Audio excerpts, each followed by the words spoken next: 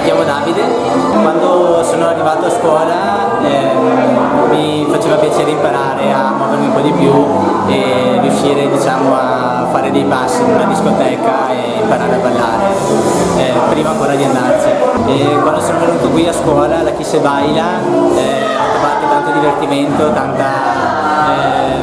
movimento, ho visto che imparare era facile e quindi, diciamo, sono cresciuto in maniera anche molto veloce. Già dopo i primi mesi sono riuscito a frequentare una discoteca. Il corso mi ha aiutato molto a togliere lo stress che accumulavo durante la settimana del lavoro, sia, diciamo, durante il corso per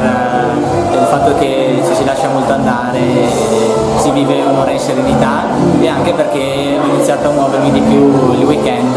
andando a ballare, quindi ho avuto, diciamo, la possibilità di togliere lo stress che accumulavo. E il corso mi ha aiutato molto anche fisicamente, mi sento molto meglio perché, diciamo, muovermi mi aiuta a creare energia e essere più sorridente, più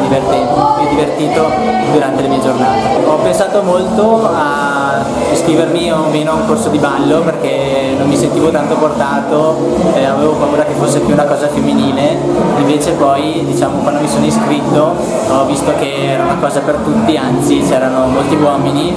come me che, insomma, iniziavano a frequentare il ballo latino, e, diciamo, questa idea oggi